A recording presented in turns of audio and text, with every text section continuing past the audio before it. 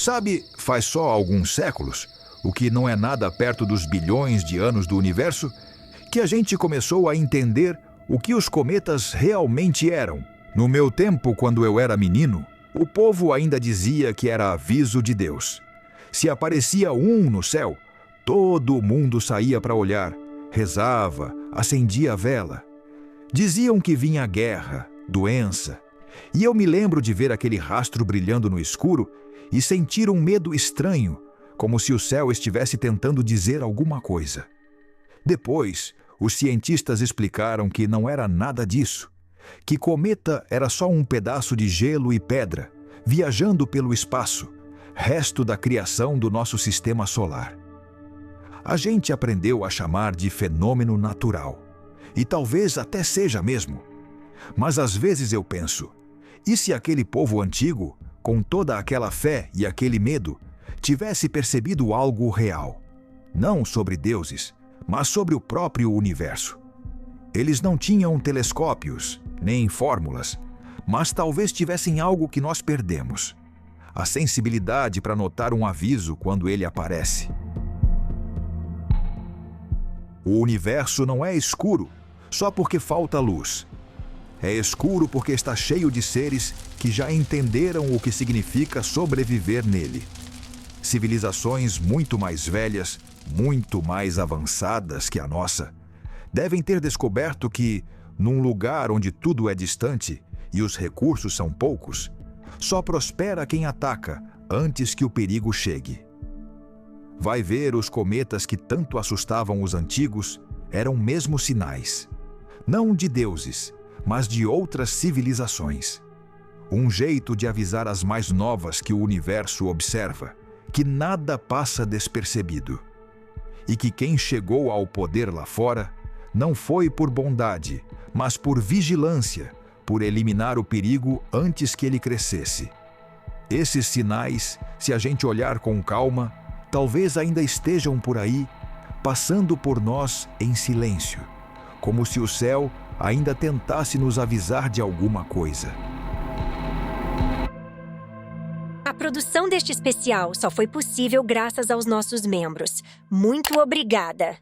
Para entender o universo em que vivemos, é preciso começar com 3 verdades simples sobre como qualquer forma de vida age e, muito provavelmente em todo lugar, deve reagir.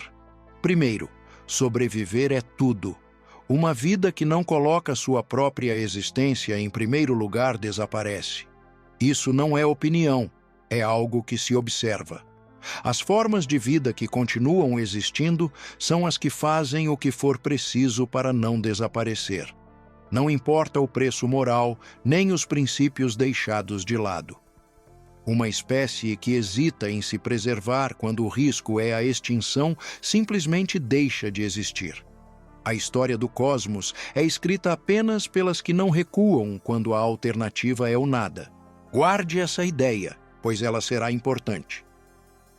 Segundo, crescer é essencial. Uma vida que fica presa a um único planeta é frágil demais. Se um asteroide a atingir, se uma doença se espalhar, se um vulcão destruir tudo, ela acaba. Mas uma vida espalhada por vários mundos, em vários sistemas, pode resistir a desastres que eliminariam sua versão isolada. Por isso, expandir é vital. Colonizar é necessário. Crescer é continuar vivo. Cada novo mundo habitado é uma forma de se proteger da destruição. Cada novo sistema conquistado diminui a chance de desaparecer por completo. É por isso que toda forma de vida inteligente que sobrevive por bilhões de anos inevitavelmente se espalha. Não por ambição, mas por puro instinto de sobrevivência.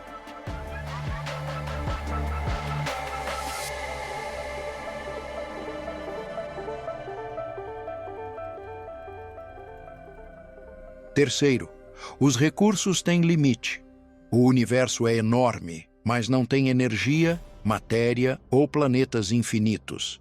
Existem apenas certos mundos com ar respirável, uma quantidade limitada de água potável, de elementos químicos aproveitáveis, de energia acessível e de espaço habitável. A conta é simples. Há mais civilizações surgindo do que recursos suficientes para todas elas. Quando essas três verdades se juntam, o que surge é claro. Civilizações precisam crescer sem parar, mas os recursos são poucos, e falhar significa desaparecer. O resultado é inevitável: conflito, competição, encontros. As que chegam primeiro aos recursos, as que criam tecnologia mais avançada, as que fazem o que for preciso, sobrevivem. As outras não. Essa é a lógica básica do universo. Não é justa, não é movida por compaixão, mas é a realidade.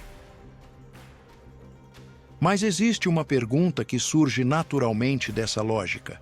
Se o universo realmente funciona assim, se as civilizações inevitavelmente surgem, crescem e competem, então onde estão elas? O cosmos tem cerca de 2 trilhões de galáxias. Cada galáxia abriga bilhões de estrelas, e cada estrela pode ter vários planetas. Os números são tão grandes que é difícil até imaginar. Se apenas uma pequena parte desses mundos gerou vida inteligente, deveríamos estar cercados por civilizações. Deveríamos captar seus sinais de rádio. Deveríamos ver a energia que produzem aparecendo no infravermelho, como o calor que sobra de estruturas imensas. Deveríamos observar construções capazes de transformar estrelas e até galáxias em máquinas. Deveríamos encontrar sondas vindas de outros sistemas.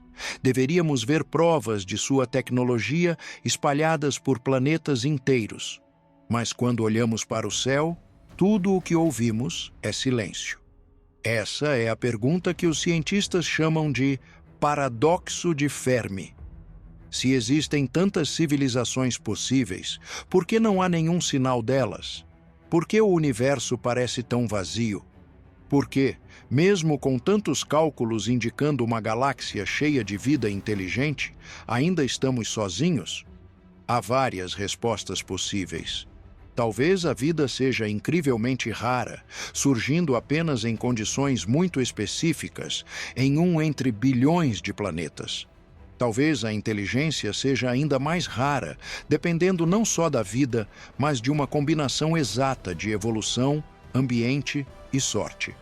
Talvez as civilizações tecnológicas sejam instáveis e durem pouco, destruindo-se por guerras, mudanças climáticas ou catástrofes que nem conseguimos imaginar. Talvez as outras civilizações ainda estejam em estágios iniciais e não tenham tecnologia para nos alcançar. Ou talvez sejamos realmente uma das primeiras a surgir, condenadas a viver na solidão por bilhões de anos até que outras finalmente evoluam. Um dos principais instrumentos que os astrônomos usam para refletir sobre a abundância de vida no universo é a famosa equação de Drake, formulada pela primeira vez por Frank Drake. Ela é, essencialmente, o número de estrelas na galáxia multiplicado por uma longa lista de possíveis fatores, como a frequência com que existem planetas, com que frequência esses planetas são parecidos com a Terra, com que frequência a vida começa nesses planetas, e assim por diante. Quando olhamos para isso, é como um filtro que vai se estreitando, e é possível imaginar que, com a hipótese da Terra rara, sejam adicionados termos extras, como a frequência com que o planeta tem uma lua grande, a frequência com que tem a mesma massa da Terra, a mesma proporção de massas de Terra, ou a mesma salinidade e composição química dos oceanos, e assim por diante. Pode-se imaginar adicionar centenas ou até milhares de parâmetros extras à equação de Drake, tornando-a cada vez mais restrita. E claro, se você multiplicar um grande número de frações, acabará chegando a zero. Esse é, na minha opinião, um dos grandes problemas da hipótese da Terra rara, pois ela oferece uma visão muito limitada de como a vida começou e de como pode sobreviver em outros planetas. Todos esses fatores teriam de ser verdadeiros. É um caminho singular, um caminho que de fato levou ao sucesso, mas talvez existam caminhos diferentes, paralelos ao nosso, completamente distintos e que também levam à vida. A equação de Drake simplesmente multiplica frações entre si, mas talvez o que realmente falte nela seja um sinal de adição. Pode haver um segundo caminho abaixo, uma forma diferente de alcançar uma civilização inteligente, e outra depois dessa, e mais outra. Talvez, portanto, não devêssemos apenas multiplicar esses fatores, mas também somar todas essas trilhas paralelas. E é justamente essa soma que ainda não conseguimos fazer sem muita criatividade e descoberta, porque, por enquanto, temos apenas um único exemplo para observar. Mas existe outra possibilidade, uma que segue diretamente das 3 leis que já mencionamos. Uma possibilidade muito mais inquietante.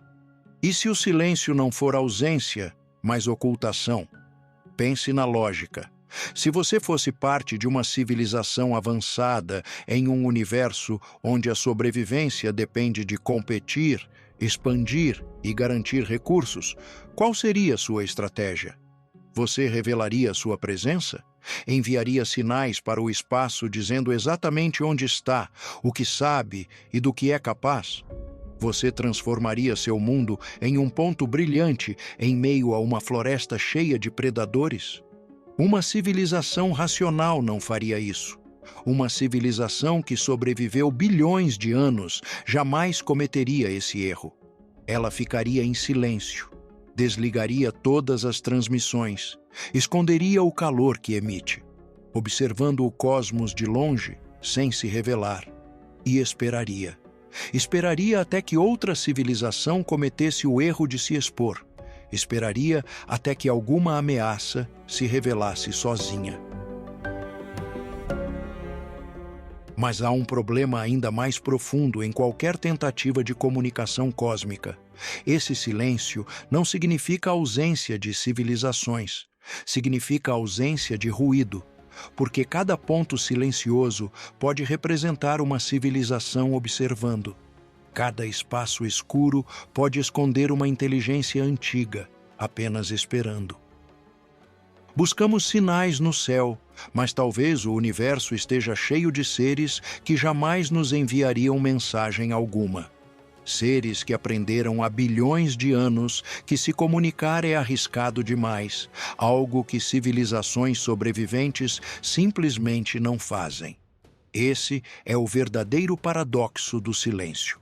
Mesmo aqui na Terra, dentro do nosso próprio planeta, não conseguimos realmente nos comunicar com outras inteligências. As baleias, por exemplo, têm cérebros maiores que os nossos. Seus cantos são tão complexos que só agora, em 2024 e 2025, começamos a entendê-los com a ajuda da inteligência artificial.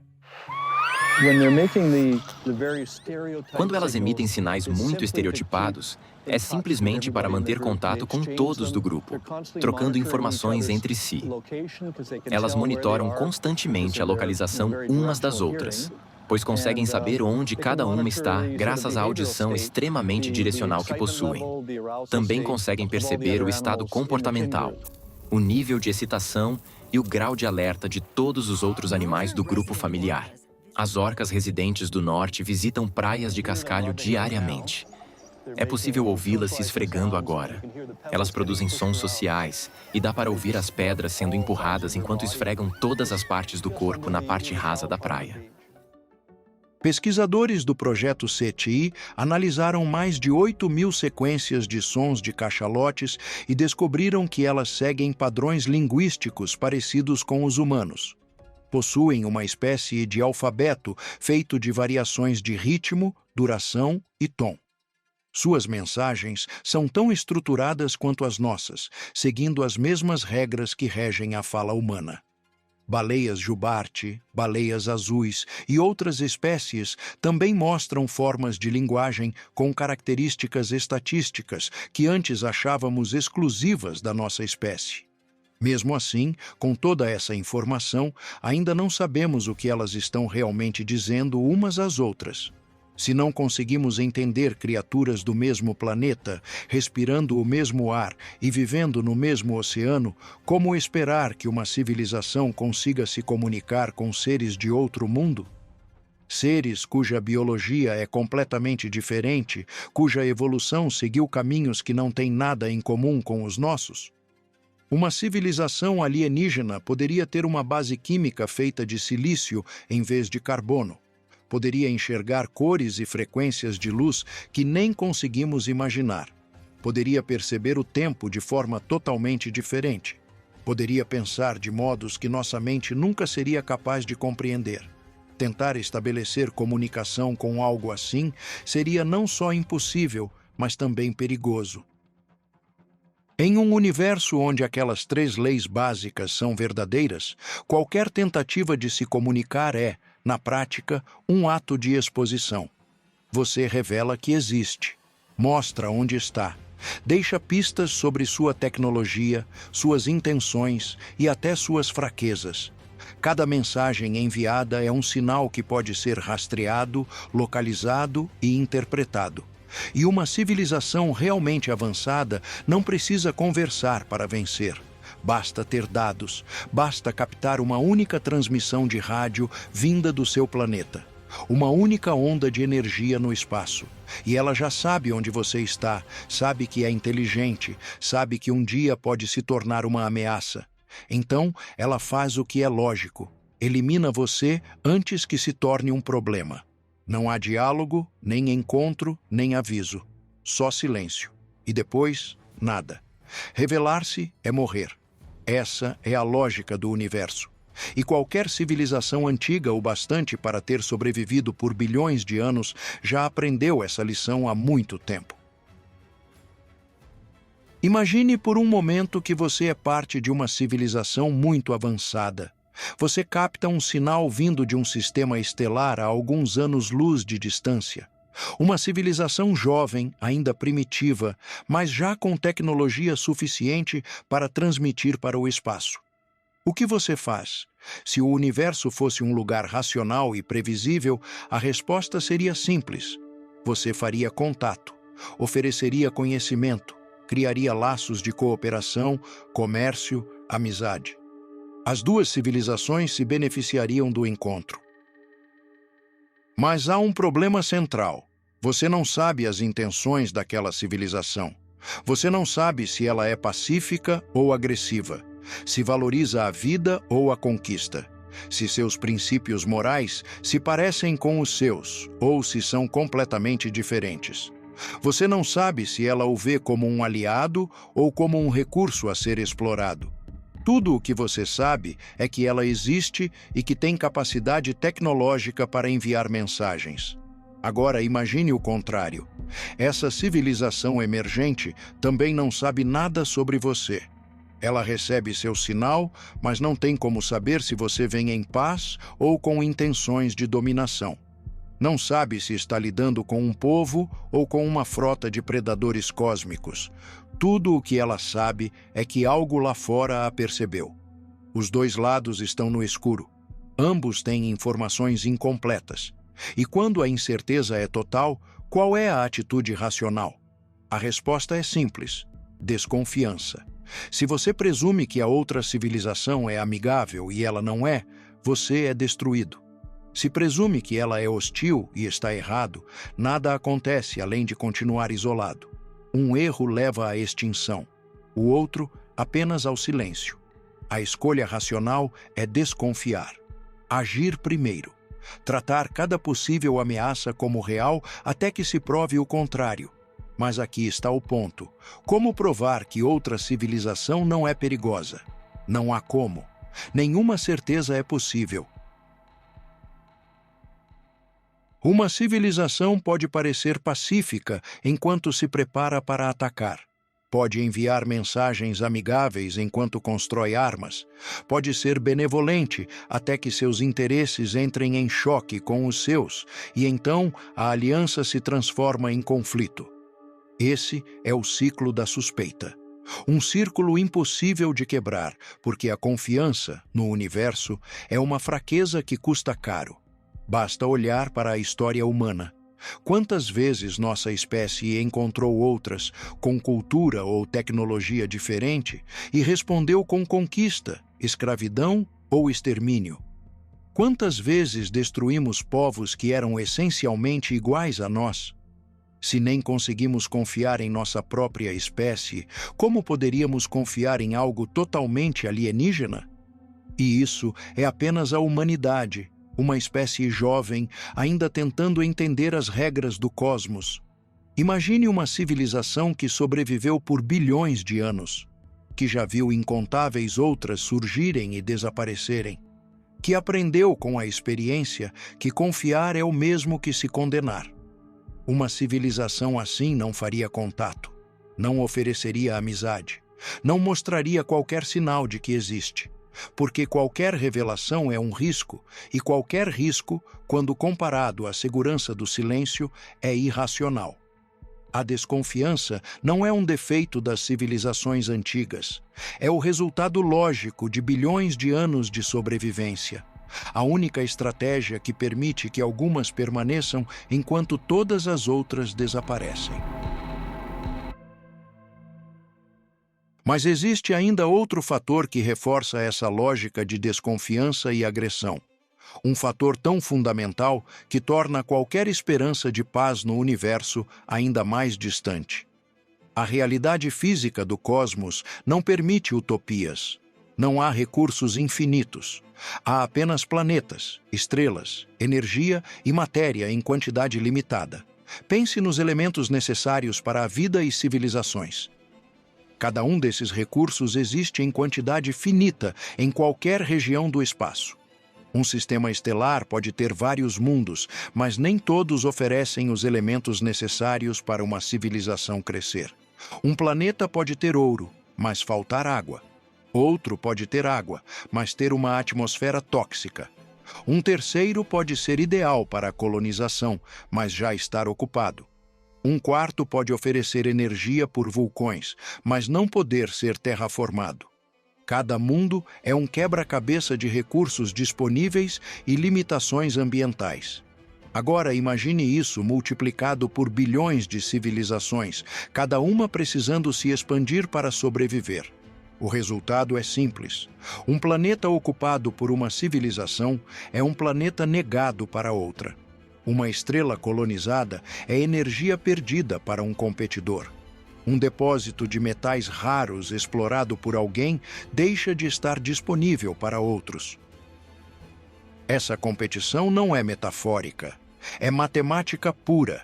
Se há 100 civilizações e apenas 50 mundos habitáveis em uma região, metade delas não terá recursos para crescer. Metade será forçada a conquistar o que já pertence a outra. Metade será obrigada a lutar. E não é só a quantidade de recursos que importa, mas também a facilidade de acesso. Um planeta habitável perto do seu sistema é fácil de colonizar. Um planeta a 10 anos-luz exige viagem interestelar e tecnologia avançada. Um planeta a 100 anos-luz pode ser inacessível por séculos. Quem coloniza primeiro os mundos próximos ganha vantagem estratégica. Controla territórios valiosos, fáceis de defender e expandir com menos esforço. Alguns recursos são ainda mais estratégicos. Certos elementos químicos são raros. Alguns tipos de estrelas geram radiação necessária para a tecnologia avançada. Alguns sistemas oferecem proteção natural, como buracos negros que dificultam ataques. Quem controla esses recursos tem poder desproporcional. Uma civilização que domina os únicos depósitos de antimatéria de uma região galáctica não tem apenas vantagem, tem domínio absoluto. Pode forçar outras civilizações à submissão, exigir tributos, ditar regras para todos ao redor. E aqui a lógica se completa. Há desconfiança mútua entre civilizações, competição por recursos limitados e a impossibilidade de confiar que outro competidor respeitará acordos. Aquele mundo que você concorda em dividir, aquela estrela deixada neutra, aqueles recursos que você promete não explorar, nenhum acordo é seguro se a outra civilização puder ganhar vantagem. A desconfiança garante que todo tratado é apenas temporário, e esse tempo serve para acumular força.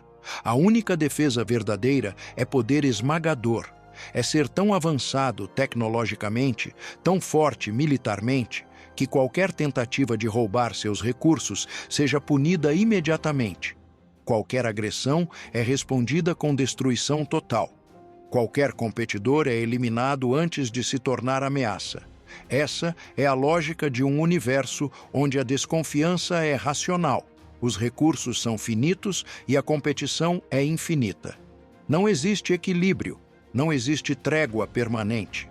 Existe apenas poder crescente, consolidação de domínio e eliminação constante de ameaças potenciais. Os mundos não são compartilhados, são possuídos. Os recursos não são distribuídos, são controlados. E o controle vem apenas da força.